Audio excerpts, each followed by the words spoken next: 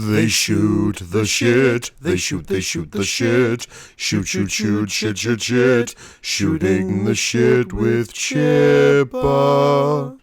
I'm going to talk really fast because the guest that I have here is used to listening to me in 2 times speed. Good evening and welcome to Shooting the Shit with Chippa. I bet when he listens to this, it's going to sound really weird because it'll be at Dear 4 times speed. It will be. That's rough.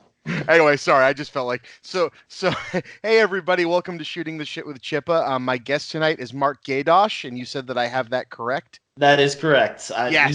No one gets it right. Everyone is Gaydosh or Gaydish, like there's an I in there, or they like try to think that, oh, if I say gay, I'll offend you. So they'll say Gaddish, and I'm like, no, it's exactly how it looks. But anyway, yeah, thank you. Mark Gaydosh. No, you're very welcome. So Mark was one of my newer patrons from earlier in the summer, and he reached out to me and wanted to be on the show. And because I love talking to people and because he seemed like a cool guy, here we are. So before we start and let Mark give you a little intro onto where he's coming from his spot in the world, a little bit of housekeeping. I like to thank my $15 or more patrons by name. They are Mason, Christopher Finnick, my mother, Patricia Chipman. Hey, Mom. And Hugh K. Campbell Jr. He goes by Green Goblin on Twitter. You probably know him. He is awesome. He was one of the earlier guests on the Talkbuster podcast. And I'd like to thank my newest patrons, Alex Shaw, Andres Rodriguez, and Skullface. And also, like a lot of my podcasts tonight, is brought to you by the Geeks with Shields podcast, your home for all things good and nerdy in this, the darkest timeline. Go over there and check them out. I've been on their show a lot, and they've been on this, and I like what they do, and I hope you do too. And with that, Mark, introduce yourself to the world, as it were. Well, I live over in Ohio, down in Cincinnati at the moment. Grew up in Cleveland, and I'm just a guy who I work in the mental health field, and I listen to more music than should be humanly possible. And that's my basics, I guess. And I try to play video games, and I started a YouTube channel recently, and that's pretty much about it. Do you do Let's Plays, or is it like reviews and stuff? It's Let's Plays at the moment. I do want to get into more analysis of things. It's called the channel's called Walk With Me Gaming, and I mostly, as of now, right now, I'm trying to focus on more like walking simulator games. I don't know how familiar you are with those. Just kind of like the games that are more like, particularly, they're usually first-person games, but they're not shooters, they're not action games, they're not even, you don't really do too much in them. They're interactive stories, and mostly it's just going from one point to another, exploring the story. So recent ones that are popular would be like Firewatch, Gone Home, the Vanishing of Ethan Carter, stuff like that. So okay, yeah, I've heard of those last two for sure. Yeah, so just stuff that's a little more on the artsy side of games. So it is not everyone's taste, and it is not meant to do anything in terms of popularity boom. It's purely just me wanting to sit down and play these games because I have a bad habit of playing the same 4 games over and over again, and I wanted to work through a few more libraries because I can't play Binding of Isaac and Breath of the Wild forever. So although heaven or any place like that, wherever, if I was stuck on a lonely island by myself, I would hope I could just play Breath of the Wild forever. Yeah, I mean, I've beaten it twice now, and I'm on my 3rd playthrough again, so it's a bad habit. It's just wonderful. It's just such a wonderful game. I mean, it blew me away. Like, it doesn't help. Like, I'm a guy who mostly has I have a Mac for gaming, which already tells you that I'm not really much of a game player, and I have mostly Nintendo products, and I hadn't bought a console since the Wii. So like seeing the trailers for the Switch and seeing that they're like, you know, when they showed the Legend of Zelda and announced that Pokemon was going to be on a console, I'm like, all right, Nintendo, you won me back. Yep, exactly. They're geniuses in that respect. Yeah.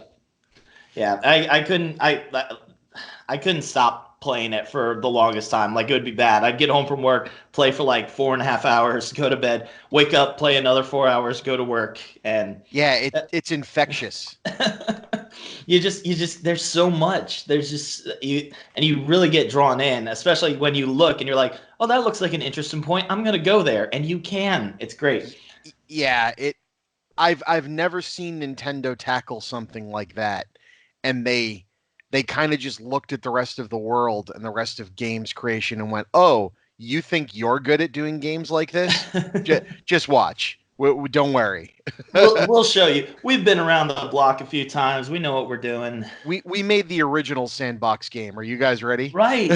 Exactly. And I do think that it really appealed to that idea. I mean, I laughed at I don't know if you ever watch like Game Grumps, but how the Yep. one guy, I don't know if you ever seen the sequelitis video that Aaron Hansen made. No, I didn't see that one. That sounds great though. Oh, you'd like him. I wish he did more of these. He's only done like 4, but essentially they're like complaints about like one game versus their sequel. And one he does is Ocarina of Time, which, as most people consider it to be the greatest game of all time, he rips through it for a lot of reasons, and it's pretty funny because he's like, I hate how direct this is, how it's one line, you play through it this exact way, and that's it. And he references going back to the first game where it's open, you can do any dungeon in any order, and then they're like, here's Breath of the Wild, and he was like, this is everything I wanted. It was amazing to just like you could step away from Breath of the Wild and walk right back in. Yeah, oh yeah.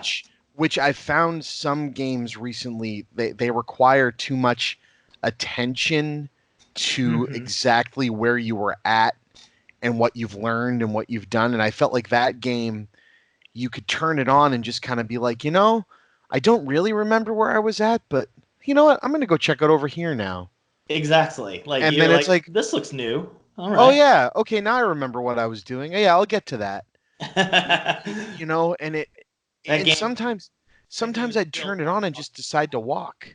Yeah, and that is why I love walking simulator game. I laugh because I would love to play if I one day get a capture card where I can record through consoles. I would love to play Breath of the Wild because I always laugh. I say, like, my favorite part of Breath of the Wild is just looking at a mountain going, I'm going to climb that mountain. And I'm like, this would be a great walking simulator if it wasn't for all the combat. Yes. Which is not many people's opinion on most games, but that's me. Like, my worst is shooter games that are gorgeous, like BioShock or the Half-Life series. Like, if I could play those without shooting a gun, I'd be so happy. I just want to pick up paint cans and throw them. That's all I want. I have a gravity gun. Let me play. Did you hear that they're going to have that mode in Death Stranding? I don't think I know what Death Stranding is. What is that? So Death Stranding is the Hideo Kojima Guillermo del Toro game.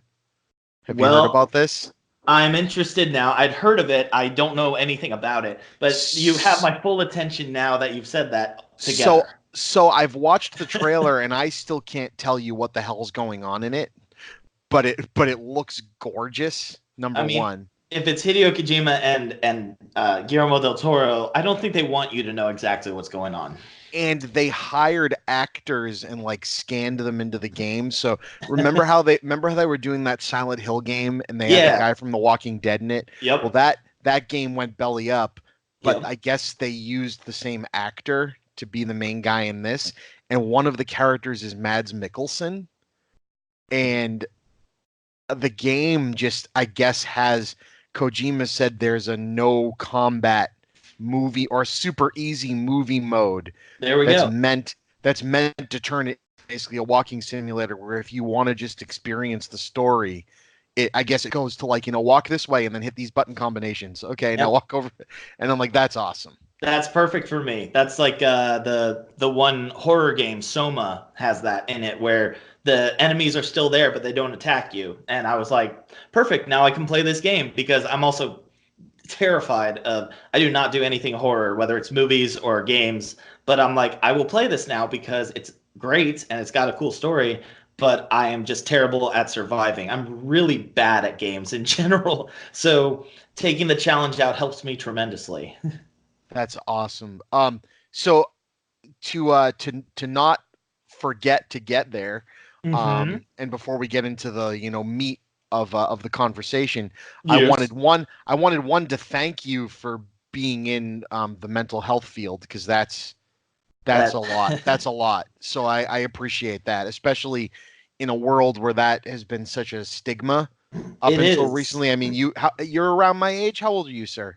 I'm gonna turn 30 in November. All right, so you're 5 years younger than me. So you and I have both grown up in the world where that really wasn't looked at in the greatest light.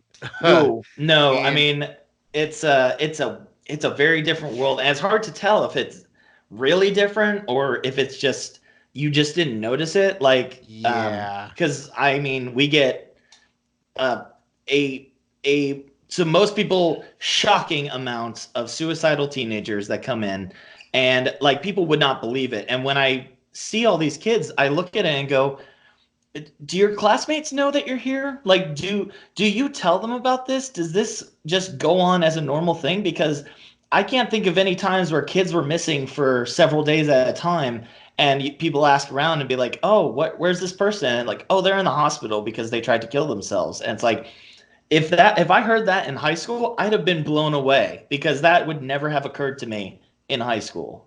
And right. it's a weird world, and it keeps getting worse, unfortunately. Yeah. Well, I'm really glad that you do it, and a topic for another time of how you ended up there. But I really appreciate Oh, that you sure. do that. I'd Um, love to talk about it eventually, but yeah, Yeah. So I was gonna say, you have your cards. I've sent them to you. And I have do. you have you ever listened to a show where I've played right quote wrong movie? Oh, absolutely. I seriously can't wait until Yes. this becomes made a full thing because I will be buying this. I promise you that. Oh, I can't wait. You and me both. So I've actually already gotten some cool feedback from some of my friends who were at the Talkbuster show, which is, you're now the second person that wasn't at that show that's gotten to play with the actual deck. So the photo I sent you is of the actual deck I made. For real. Yep. Fantastic. And so my friends gave me some feedback. So they gave me some cool feedback, like the blue cards, right? Yeah. You and me and a lot of pretty much everyone I have on the show. This game's made for us, right? But Yeah. things like Cards Against Humanity and other games have found ways to be more mass marketable by just having lots of stuff that people know and understand. So Agreed. so I've kind of been throwing this game together with friends of mine at work and other friends through like a Google Doc, like over lunch. So Yeah. like if you have quotes that you think you want added to it, email them to me. You know what I mean? Sure. Because that's and but they brought up something cool. The blue card, again, because on the yellow card I have, the quote from the movie and the name of the movie. So Right. it's unambiguous. We're telling you, okay, this quote comes from this movie. You don't need any more information than that. You either know the movie or you don't. Hmm. Um, but on the blue card, people were like, well, you have a lot of movies in there that maybe everybody hasn't seen. So, Uh-huh. but people know characters and Right. people know synopses. So I'm going to think about putting like a one sentence blurb about what the movie's about and a couple character names so they can go, oh, okay, yeah, right. Darth Vader is in Star Wars. So now it's Darth Vader is saying this quote. That's You know what I mean? I think that's a fantastic idea because I will It admit is. a few of your like classics, like anything I am woefully ignorant of anything kind of before the 90s. Like Yep. some people are shocked how I don't know any 80s. Like people are like, you've never seen, you've never seen any of the Chucky movies or any of the slasher movies. I'm like, nope. And they're like, what about all the teen dramas and all those? I'm like, nope. I've got nothing. I'm like 90s comedies and up and No, no and worries. and lots of cartoons. So many cartoons. Yeah, there will definitely be a cartoon pack. Like that's gonna. My wife and I are already talking expansions for Oh yeah. this. Oh yeah, it's I gonna can't be wait. it's gonna be ridiculous. I can't wait to turn this into something real. But it's something about holding the game in my hands that just makes me really happy. Oh, I'm sure. You're like, I Yeah, made this. yeah, that's really cool. Anyway, so and again, if I pull a movie name and you don't know it, we can just jump right by it. So you Sure, just sure. said you don't know 80s. So do you not know Evil Dead? I know basically what Evil Dead is. I am a I know a lot of information by Wikipedia. Like it Cool. annoys people because I'll be So like, "Oh yeah, this movie's great," and they're like, "You haven't seen it yet." I'm like, "But I've heard good things." you know what? That happened to me the other day. I have never seen, I came to the realization, Jackie Brown. Yeah, me neither. Okay. And like, I know everything about Jackie Brown. I know all the quotes. I know all the Yeah, characters. I know the story. I know who lives, who dies, what goes down. And right. I turned it on because I'm like, I'm gonna revisit Jackie Brown. Tarantino's in the news. I'm gonna watch Jackie Brown because I've Oh, never seen it. right. I mean, it's just you never know. I mean, that's I could say the same thing about Pulp Fiction maybe 5 years ago. Like I knew everything about it, but I'd never actually seen it. I'm like, I should really sit down. And I tried to do that with occasional classics, but we'll move on anyway. So, do you want to use Evil Dead or do you want me to pull a different card? I'd be fine with Evil Dead. All right. Hit me I with hope something. I hope I can do this. Let's see. And for those listening at home, they're listening to this for the first time. It's played like Cards Against Humanity. I throw a movie down, and Mark, and I each have 10 quotes from unrelated films, and we have to come up with a quote that we think would be funny or ironic to go with that movie. And yeah, that's about it. All right, I think I've got mine. Okay, go All for right. it. I like the way you die, boy, from Django Unchained. Yeah, that's a damn good one. Let's see.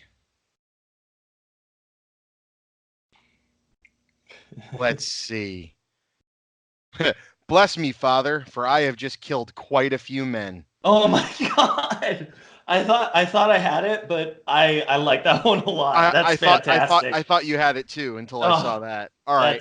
that's phenomenal. All right. You So get the point on that one. round one to Mr. Chipman. All right, let's see. Next movie. Freddy versus Jason. Oh boy. Wow. Let's Yeah, okay, this is fun. see. um. Oh boy. Uh. Sorry. Oh, okay. I'm just reading mine. I think I've got one. All right. One-stop shopping. Everything you need right at your fingertips. From Yes. Dawn of the Dead. I'm about to do to you what Limp Bizkit did to music in the late 90s. Deadpool. God, that's. I mean, Yep. I mean, Deadpool is like an evolution of his kind of comedic tone. So, oh man, I think I like yours better again. So, Come on. I mean, I keep pulling out like 1920s films. And I'm like well, I mean, I might know it again, but I don't know. It's cool. all right. The Exorcist. All right, we're sticking with horror movies. Yes. All There's a right. lot of horror movies in here. I mean, they're so easy to put quotes to. All right, I got mine. All right. Oh wait. Oh yeah. Okay, I'm gonna go with this one. All right.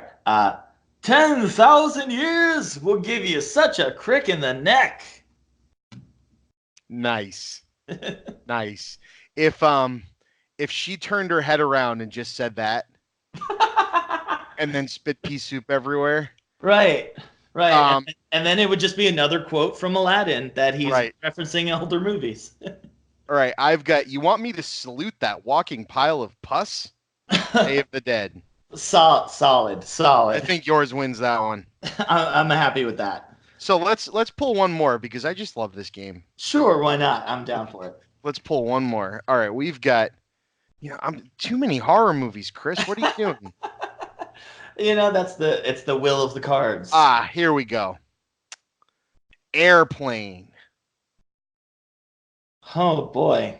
Well, I have one of the airplane quotes, but I can't use that one, obviously. I've got a good one.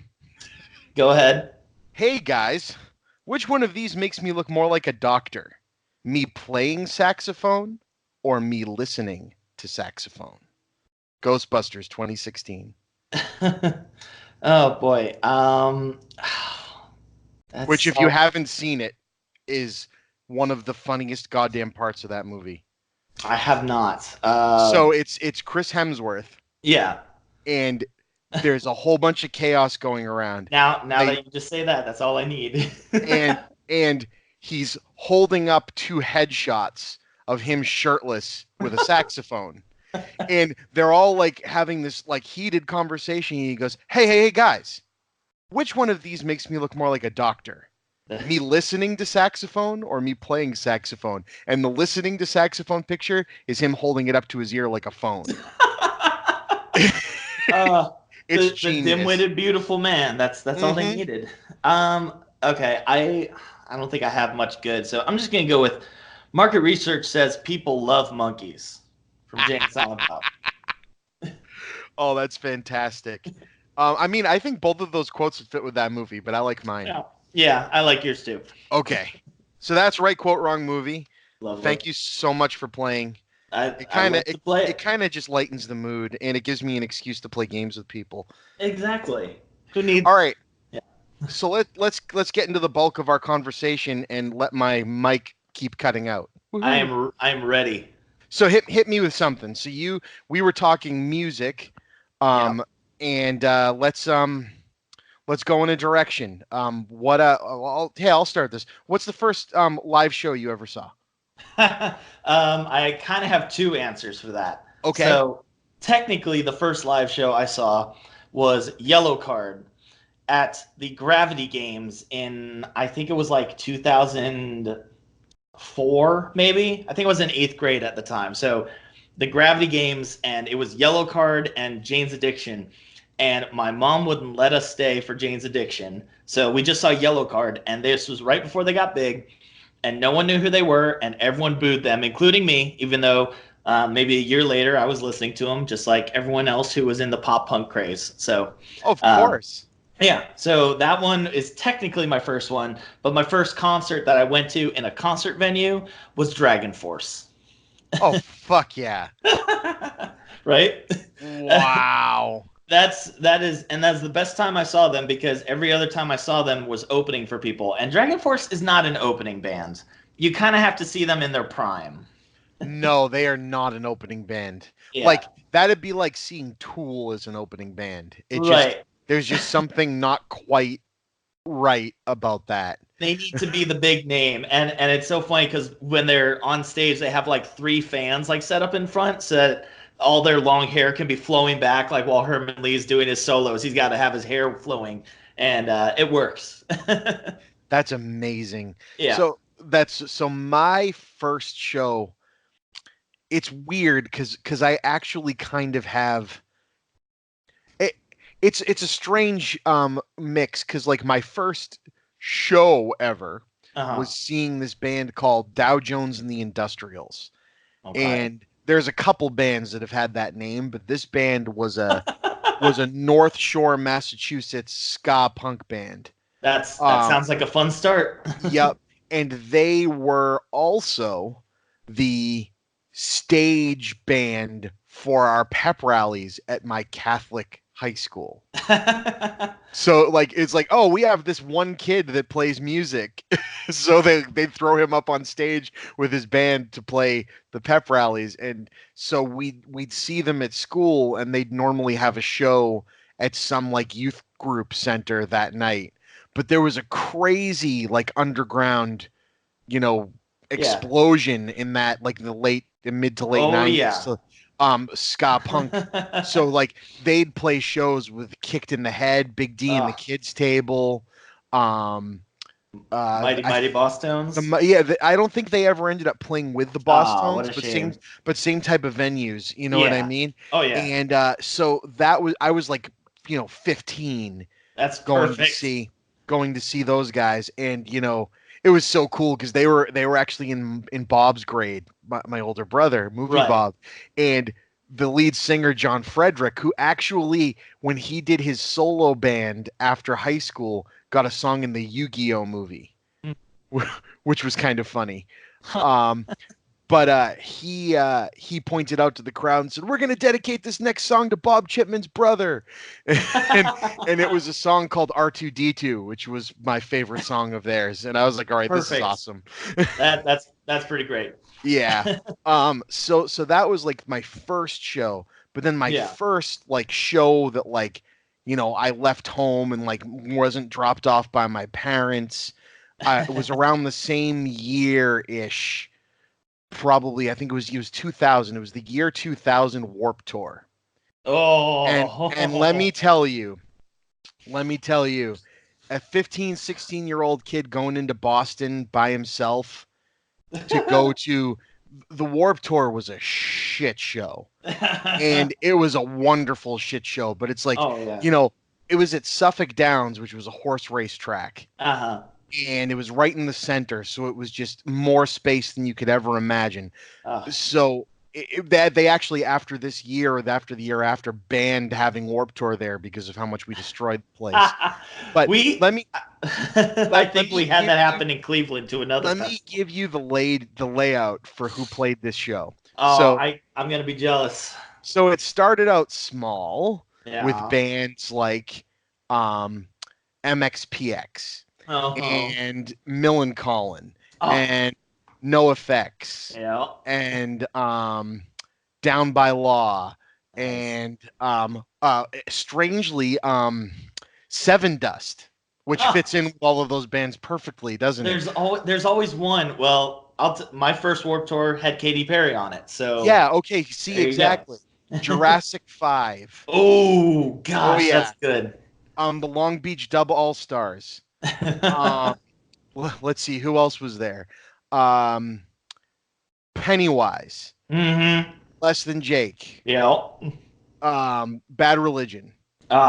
Always a favorite. Right. Rancid. This sounds like Riot Fest coming up. This show was insane. And then the headliners were the Mighty Mighty Boss Tones. Yeah, in their hometown. And Green Day. Oh, you were at the Green Day year. All right. So every band gets the same amount of time. Right, like 30 minutes, maybe. But like 30 minutes. So Green Day comes on at like 4 p.m. and the entire festival shuts off. What? And so the main stage, the two stages side by side that they do, you just look out behind you and the entire fairground is just people. It looked like friggin' Woodstock. You know what I mean? Just wanting to see Green Day. And me and my friends were in the pit. Oh. So it was just what was that? What was the other band? There were like 30 some odd bands that were there. What was the other band? It was what the hell's the name of that band? Kobe Shaddix, Kobe Dick. What is fuck? Jacoby. What the hell's the name of that band? Papa Roach. It was Papa Roach like right after their first album dropped. Right. And POD was on the show. I just like this thing was insane. Who else? Oh, I think Blink-182 didn't play Boston, but they were on that tour that year. Oh man. Phoenix TX, Harvey Danger.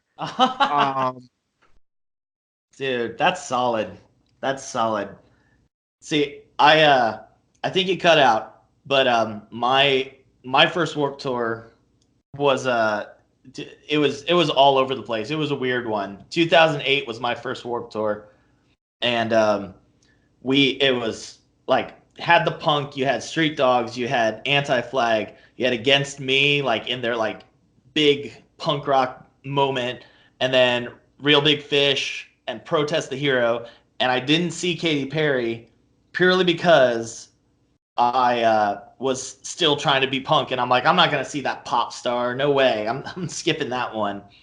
But I still regret that because now I'm all about the experience. So you can. You just can you hear me? Yeah, I'm hearing you now. All right. Yeah, so let's see. So you said Anti-Flag, they were there. I forgot about them. Yeah. And I forgot about Flogging Molly. Oh yeah. Yeah, so just everybody. And Yep. then so I went a few years. Thrice was there the year after. Yeah. I love Thrice. Um, they're actually one of my tops. I love that band. Yeah. Um, and then so I hadn't gone a few years after that, and then I took my cousin when she Yeah. was when she was 13, and I Oh, was that's like, a fun my mid experience. my mid 20s, and so I was the old guy because they had a separate stage for all of those bands to play on. Right. So she's like, "Oh, you're gonna go like to the No Effects Bad Religion stage," but Uh-huh. then she ended up meeting up with me because Good Charlotte and Newfound Glory played, and Right. and I gotta say, those guys from Newfound Glory are the best fan experience you will Oh, ever. they are great. They are a They great love show. their fans. Yeah. They love them. Okay. So you're probably gonna I told you before I'm obsessed with music, and I am Yes. beyond obsessed. One of the things I do is I track every show that I've seen, and I have a note on my Facebook page of every show that I've been to and how many times I've seen each band. Oh, that's And I, awesome. and I also keep a playlist on my iTunes that has one song per show that I've seen, which has, I think it's 940 songs right now. Oh, dude, that's so cool. It is cool. It's also disgusting, but it's Hey, it just means also you're passionate. it also makes it easy for me to keep this conversation going because I can reference it. Because like you, I got the experience of being the old guy. I think it was 2 years ago because I know this year was their like going away like 15th anniversary finale, and then Yeah. last year was technically the last tour, so it was the year before that, and I had the same experience because one stage had the Ataris and Municipal Waste and Oh, Valiant Thor and CKY and the Adolescents and Suicide Machines, oh my and it was God. incredible. And then the stage next to it kept having the bands like Falling in Reverse and Bring Attila. bring bring me the horizon. Yeah, Th- th- I wish they had 30303. Yes, Yeah. 303 I think was on. Yeah, it was all stuff like that. And Family Force 5. I'd be sitting there watching this full because we ours is like a couple different stadiums. This place called Riverbend. It's got like a main auditorium, like the big like lawn seats and all that, and then there's like a smaller one that they have smaller shows in. And on the smaller one, so this whole pavilion is full of people watching Attila, and I'm just looking around at these kids and being like, this must be how my parents felt when I started listening to Limp Bizkit. Yep. And I knew it, that exact feeling. And then they all start leaving, and I'm like, "What are you doing? Municipal Waste is playing next. Like you kids don't get it." That's awesome. Oh, I you had that feeling. you got to hit me with more of these. So Oh, that show where I felt like the old guy was the first time I had ever heard of Paramore. Paramore was actually at my second Warped Tour, and they weren't on the list. They just were a surprise act because they were on tour with No Doubt at that moment. Right. So I had never heard of this band. I don't know how I had never heard of them, but I had never heard of them. And I'm like, all right, all the kids are into this. They're technically like the headliner. Yeah. So I'll stick around. And I was blown away. I'm like, holy shit, they're great. Oh yeah, they're great. And I'm gonna say they were great. I don't like their new sound now because now they sound like one of those indie pop bands. Which Yeah, they did do that. they're still making successful albums and people still like them. It's just not my cup of tea. Yeah. Much like many people who say the same thing about metal, I say the same thing about indie pop. It all sounds the same. That's very fair. That's very fair. And I try, if it's not your taste, then it's just you won't get it. So I'm trying to think, another old guy moment I had recently was going to see Real Big Fish. Because Yep. I see them every chance I can get, and they're wonderful. Oh, But they never put on a bad show. they were co-headlining with Bowling for Soup, who I had never Oh, yeah. seen. And let me tell you, the guys from Bowling for Soup are, it's like they took 1998 and Oh, yeah. just put it in a time capsule. Their live show reminded me of what Blink-182's live show was like in like 1998. The Right? jokes were juvenile and hilarious, and the best thing is the whole band completely let themselves go. So they're all like huge now, and they don't Yeah. care. Like that's I mean, part of their joke. Like the singer held up a picture of himself and he goes, "Do you guys remember when I looked like this?" He oh goes, "I'm my a fucking God. rock star. I don't have to look like that anymore." Oh man. I mean, and that's the funny thing. Bands like that do it better than Blink-182 these days, who I'm going to be seeing soon, but I'm really worried because I've listened to their live shows of this recent tour they're doing with Lil Wayne. What are they doing? And it's just, I'm like, oh, I don't know how I feel about this Yeah, anymore. and it's such a shame because I actually, for the majority, like the output of the new stuff, Yeah, even though it's different. yeah. It makes me happy. In like I had called the California the Force Awakens of pop punk albums because it Yeah, was everything that I wanted it to be, but it yeah. was slowed down and a little bit more mature You know, for my age. it is slowed down. It really is, and it's like because unfortunately the only person who can keep up with that pace still is Travis. Yeah, He is. I feel bad saying it, but he is just too good for that band, and he always has been. he is way too good for that band. Yeah, But yeah, their live stuff that I hear recorded now, it's missing something. Their live show from before, because they were never the best musicians live. no, But no, that this type of music, I don't go to like a Less Than Jake show to hear them, no. sound incredible like sonically. Right. It's all part of the crowd reaction. It's all It's the part of being performance. and seeing Blink 182 like way set back on a giant stage in a stadium just isn't how they should be Yeah, seen. yeah. Like, I agree. It's tough, and it's that weird balance of you want this to still be a punk show, and then you look around at 20,000 people, and you're like, this isn't really a punk show anymore. yep. Like, Even though some punk bands can get a crowd that big going and it works somehow. Like Bad yeah, Religion playing in front of a oh crowd that yeah, big for some reason works. yeah. I don't know why. I think it's because the songs have kind of an epic kind of sound to them. Right.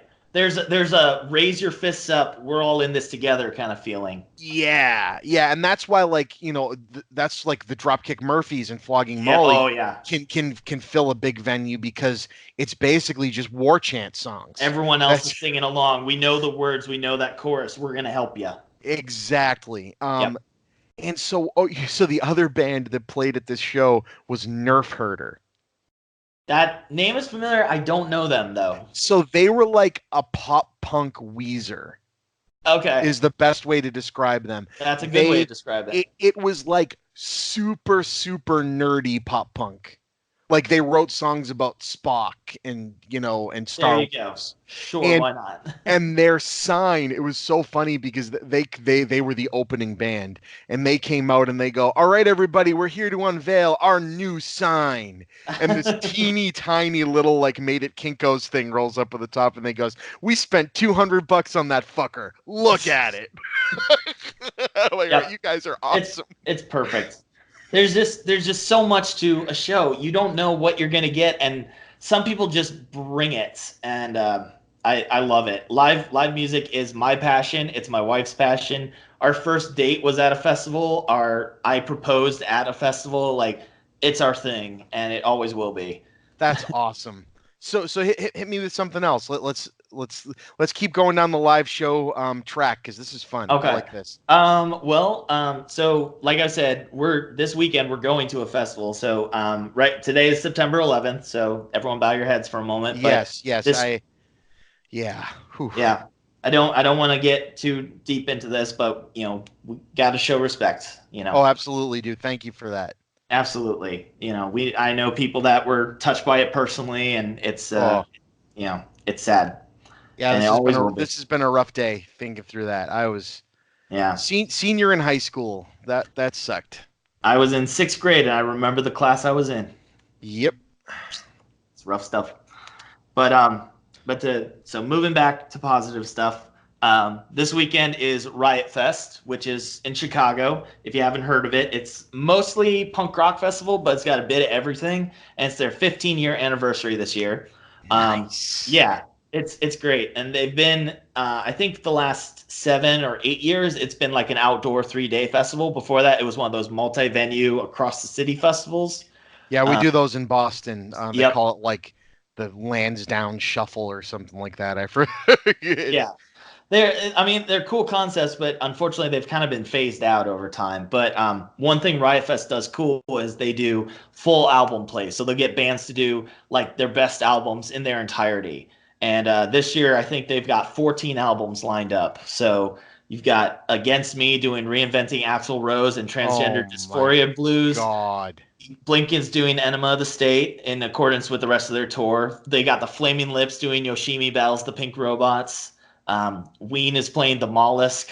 Taking Back Sundays doing Tell All Your Friends and Louder Now. Like, it's solid. But So I am so fucking jealous right now. And honestly, like past years have been amazing too. The 10th anniversary was probably my favorite because they had Slayer did Rain and Blood. NoFX did Punk and Drublick. Weezer did the Blue Album.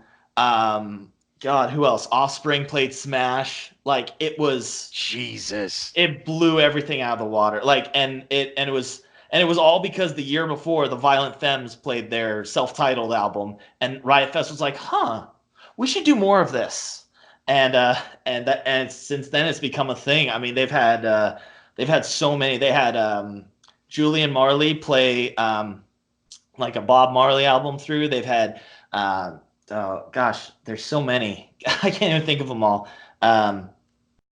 White Light, White Heat, White Trash by Social Distortion.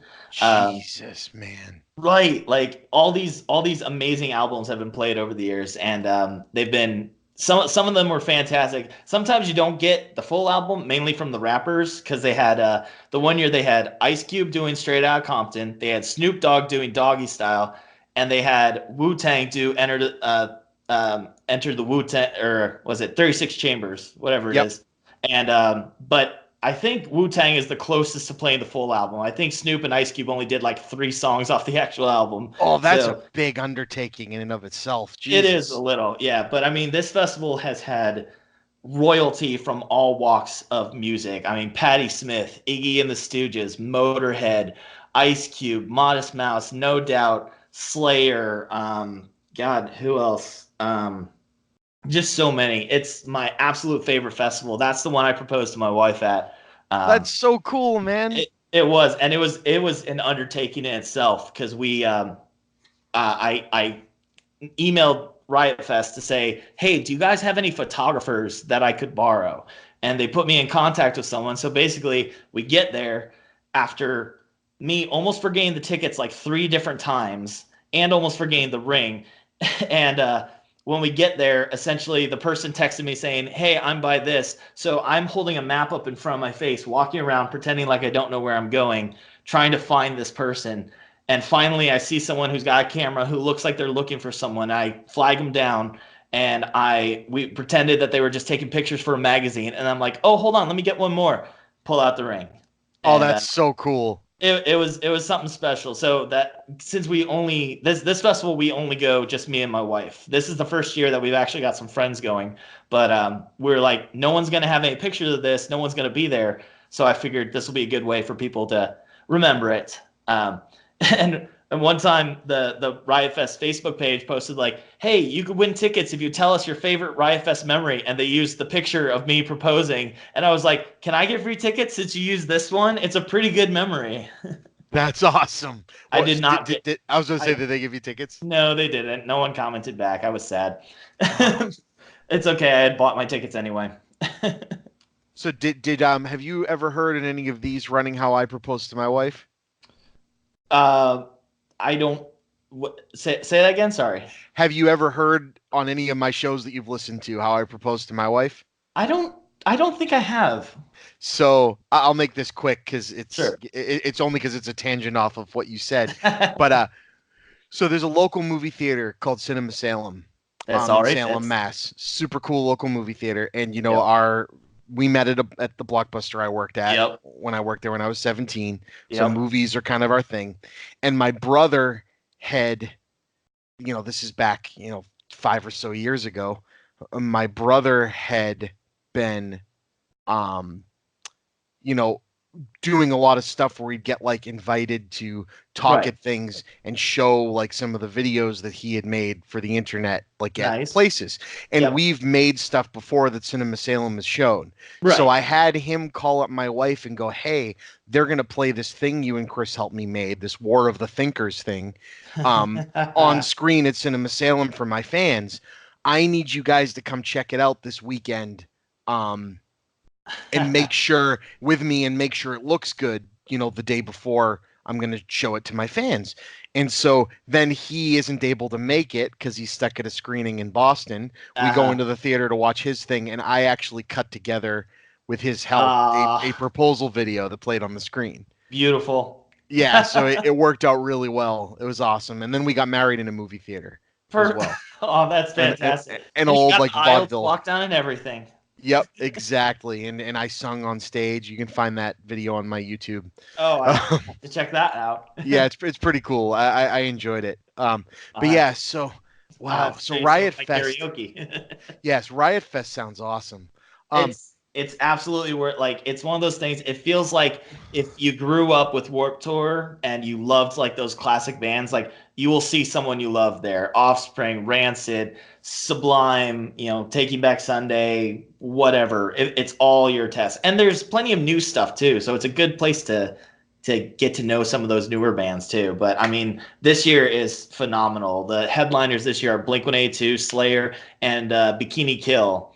And then you got the Raconteurs, Block Party, Rise Against, Flaming Lips, Jawbreaker, Wu-Tang, Patti Smith, Rancid, Violent Femmes, Descendants, Avail. It's phenomenal. And every year you are guaranteed 3 bands, and that is Andrew WK, Taking Back Sunday, and Gwar. They have been at every Riot Fest since its inception. That would be worth the price of admission in and of itself. Andrew WK is the happiest human being on the planet. He is so nice. We got to meet him the first year. They were doing signings. They haven't done signings since then because it got too big. But they had it was just like walk up, first 100 people get to meet the band, and I got to meet Andrew WK, and he is just the sweetest person you could know. He would sit there and talk to you for 20 minutes if he could. That's going to become, I think, my next goal on this is to interview Andrew WK. I think he would do it. I think he'd be like, sure. I think he would be a blast to talk to. I tried to contact him actually to see if he could help with my proposal that year. That would have been awesome. Didn't hear back from him, but I'm like, if anyone's going to be able to help me with this, it'd be Andrew. And here's this picture of me and my wife and me on one knee proposing to her with Andrew WK with a microphone sticking out of his pants. Exactly. Exactly. With a big grin on his face and just like, yeah. Like, I'm awesome. So the Offspring, who I've never seen, they're like my top of bands I've never seen that I've always wanted to see live, have the distinction of being the only band that I've ever written a fan letter to. and I wrote it pre-internet. So ink and paper. Ink and paper. I actually drew the artwork from Smash on the envelope, and they sent me back a pretty kick-ass handwritten letter. That I thought was kind of awesome, and my mom still has it somewhere. That's fantastic. That was one band I didn't think I knew who they were, and then my friend got me the CD, and I was like, "Oh, this is cool." And then I listened to Smash, and I'm like, "Oh, this is phenomenal." Offspring are like, they are the Weezer of punk bands because they nothing about them is 100% serious. No. So it's like, it's this weird thing where it's like they know they're posing. Yeah. And they own it. They're fine with it. I just saw them actually. Another festival that should be worth your time. I can't think. It's called Camp Anarchy. It was in Columbus here, and they played at it, and they did a phenomenal job. His voice is straining a little. Dexter can only do so much, but he's a doctor now, so he can do what he wants. The only reason that band exists, right? But pay his way through school. Yeah, exactly, right. But they played "Gone Away," and he sat down at a piano and just played it, just him and a piano, and it was beautiful. And you're like, this is so not punk, but we're all totally okay with it. Yeah, they're amazing. Yep. It's just the songs are so iconic, and like I had missed entire albums by them Yeah, that I've gone back and listened to, and I'm like, this is fucking great, start to finish. there's a lot. I mean, it's a solid collection. It's funny. The album that everybody kind of came into them on, Americana, is like my least favorite album by them, and it's still great. Yeah, like there's a lot of classics on that, but yeah, that one was definitely like hey, we're gonna put this on the radio now. Would you Yeah, like to hear it? And it's the goofiest thing they've made. yes, Whereas like Ixnay on the Ombre is like oh gosh, just straight like thrashy punk, like two start to minute finish. bursts. When Yeah. you just hear that, yeah, and you're like, yes, jump in. Yes. Oh yeah, dude. Oh, this is awesome. So let's see, man. What else? What so you got Riot Fest. Yeah, So I went you mentioned Jane's Addiction. Have you ever gotten a chance to see Jane's Addiction? I have a great story on that one too.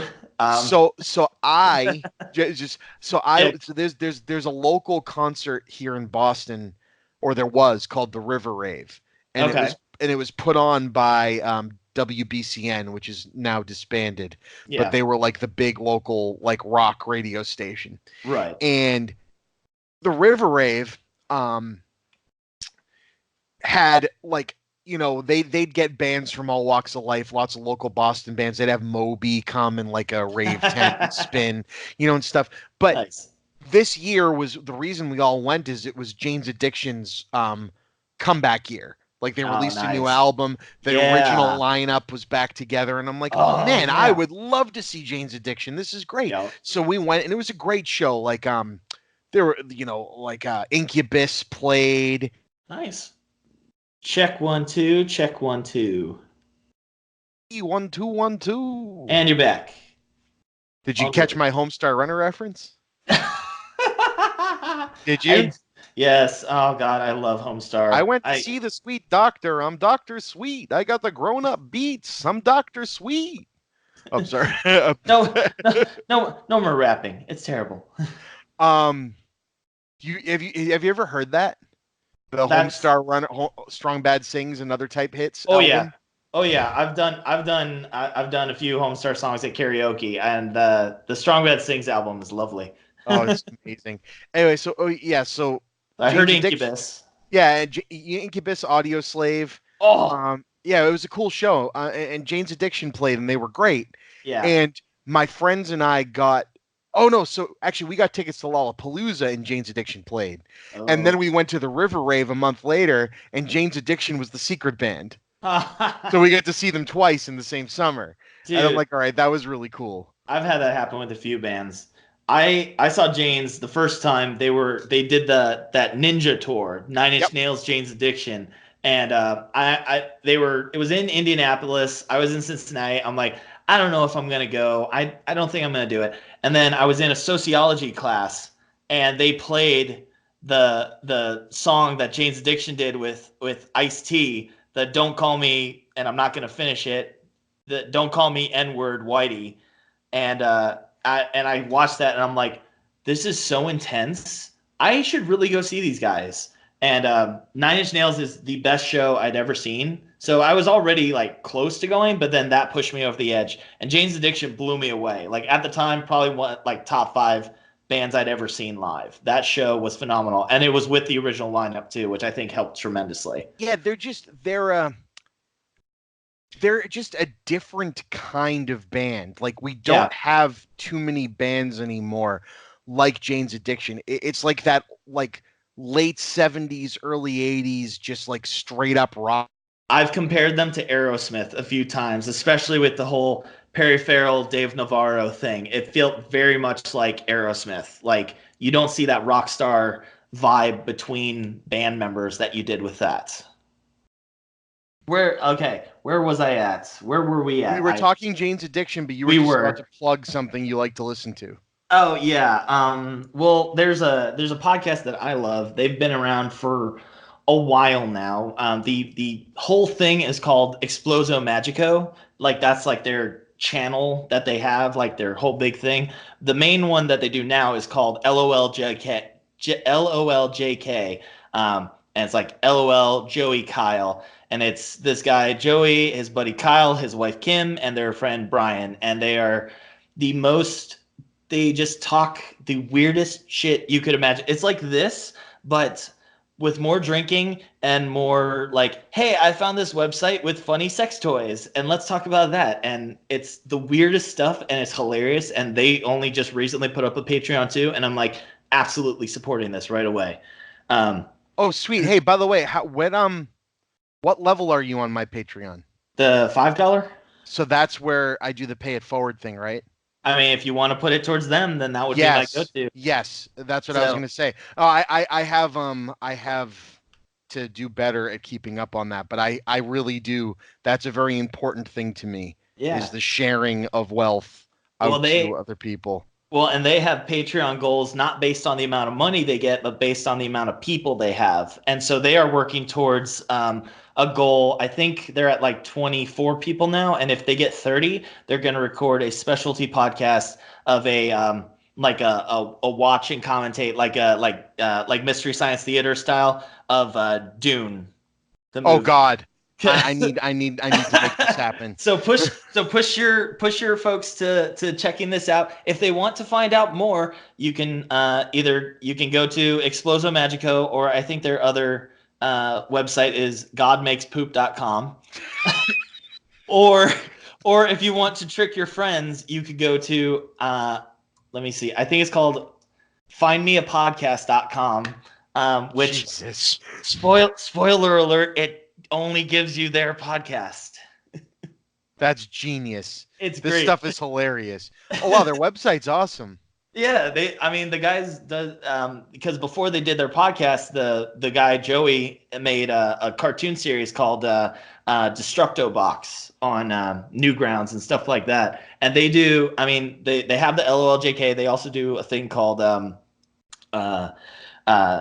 Criterionauts, which is where they review Criterion movies, mostly the awful ones that are like horribly offensive and disgusting.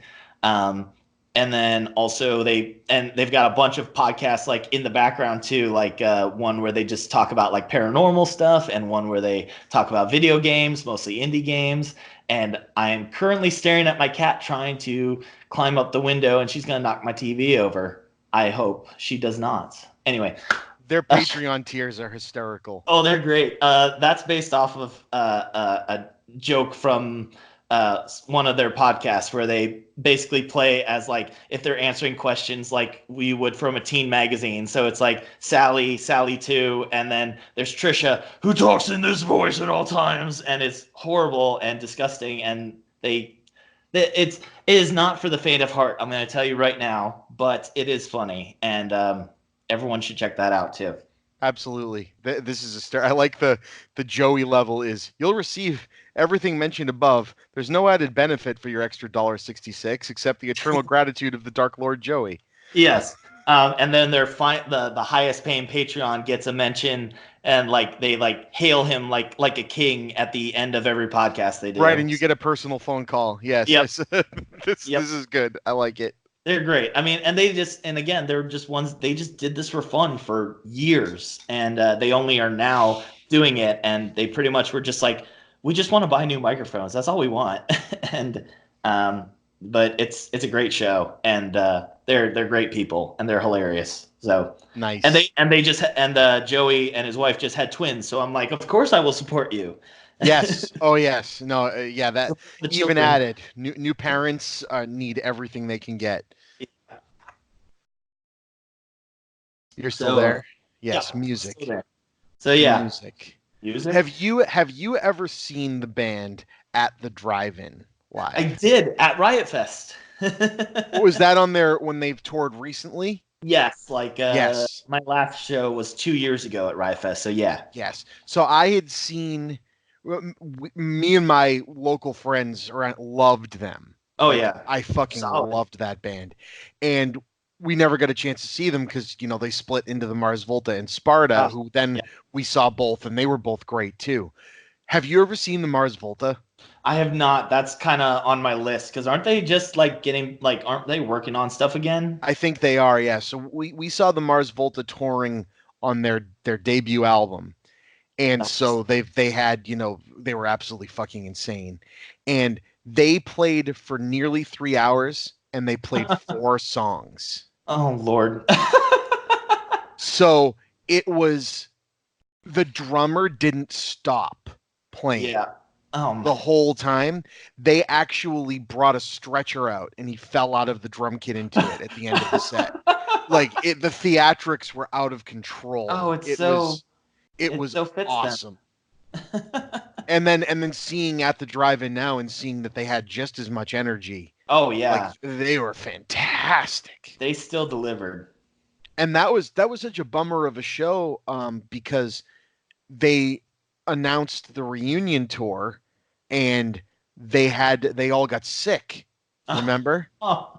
Or no, they didn't all get sick. Sorry, he blew his voice out. Oh And no. so they canceled the tour, but they made good on their promise and came back exactly a year later. And Nice. we got to see him, and that was really cool. Well, I'm waiting to get the tickets for Ozzy coming around because he had to cancel this Oh, summer. yeah. At least I got to see Iron Maiden this summer, so I that's did one more too. off the list. Yes, I did too, the they first were so time. good. Oh my gosh, I'd never seen that. That was on my bucket list, and I was like, boy, I hope this show's good. And then they open up and there's that airplane on stage, and I'm like, all right, it's gonna be I great.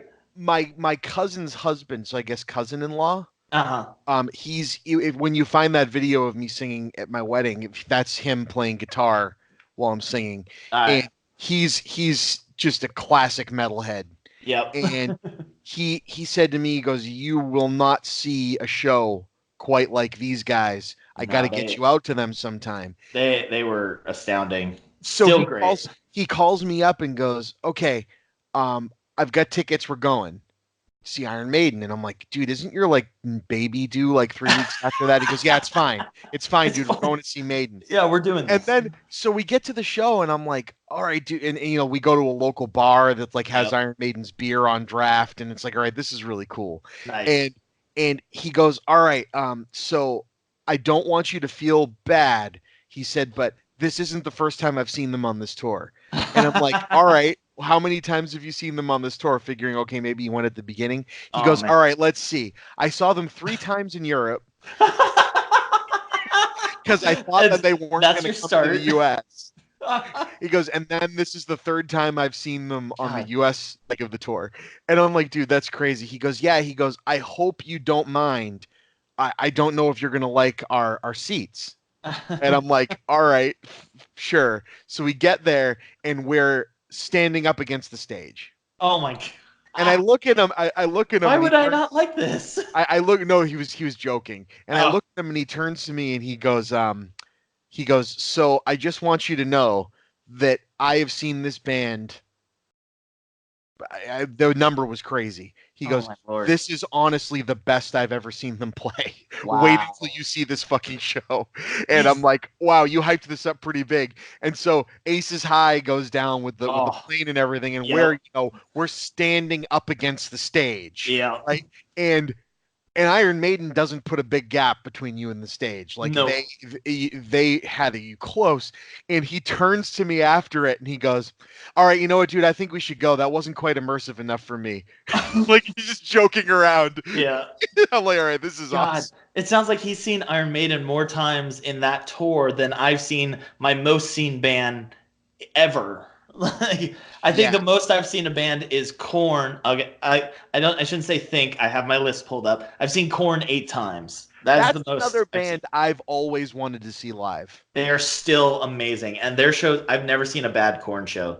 I will That's so admit, good to hear. they are always great. It's not something I'm, you know, comfortable admitting around everybody because you have to get people that know they kind of get that band to understand like why you could say you were a fan of Korn. You know, Because because I go back and listen to Korn sometimes, and if I'm not in the right mood, I kind of go, "What the hell was I thinking?" And then I get myself back in the right mindset, and I'm like, "No, these guys fucking rock. yeah. I don't care." At least explaining Korn is easier than explaining Limp Bizkit, which is another great show and totally worth seeing, but people won't admit Yeah, it. no, I would see Limp Bizkit if you told me there was a Limp Bizkit show, I'd go.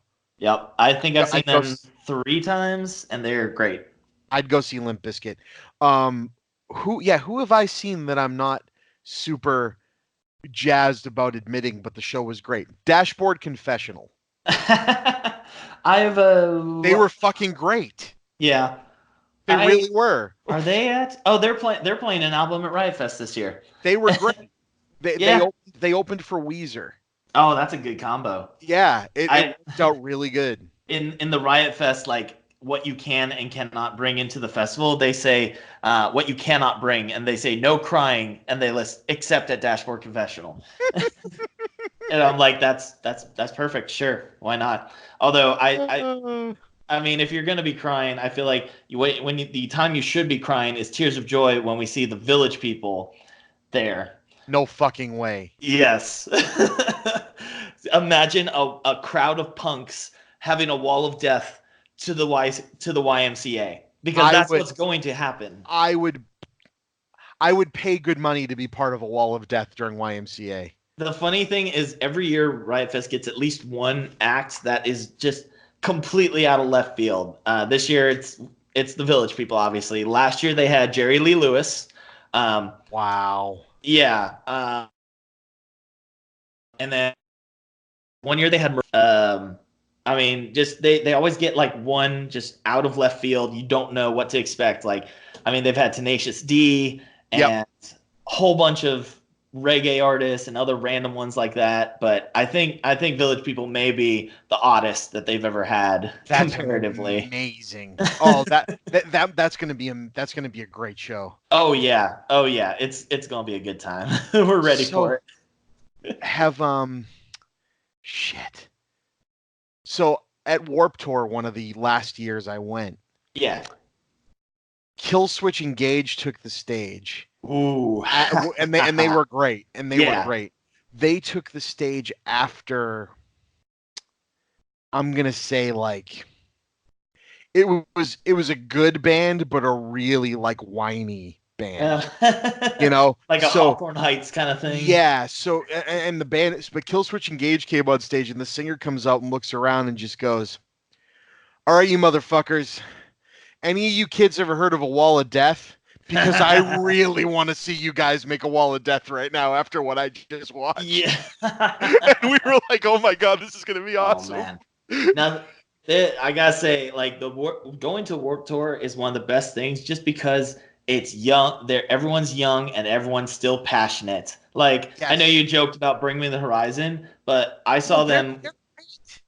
I mean, they are, and they still are. But I saw them at Warped Tour when they were still on their, I think it's Suicide Season is the album. So right when they had their big, "We will never sleep because sleep is for the," those big pump up songs that everyone knew, and they had a circle pit that encircled the sound booth. So like 50 feet back. And that circle goes another 50 feet out, like with the radius. It was insane. And, just stuff like that. Warped Tour, like, I'm so proud. I got to bring my brother and sister to their first Warped Tours. And my brother even got a bloody nose seeing Devil Wears Prada, which I'm like, that's a good place to get it. So, I mean, yeah, it's just the passion of a Warped Tour is phenomenal. Right, exactly. So I'm realizing now that it's 1:15 in the morning. So I'm actually going to nicely ask that we end this there, and when you get back from Riot Fest, can we schedule to have you back on and just continue this, because this conversation's been incredible. Absolutely, sir. All right, so I'm going to thank you, Mark, for shooting the shit with Chippa, and I will talk to you again soon. And enjoy Riot Fest. All right, man. I appreciate it, sir. I will let you know how things go, and if all goes well, let's do this again. Absolutely. Thank you, dude. All right. Peace out, man.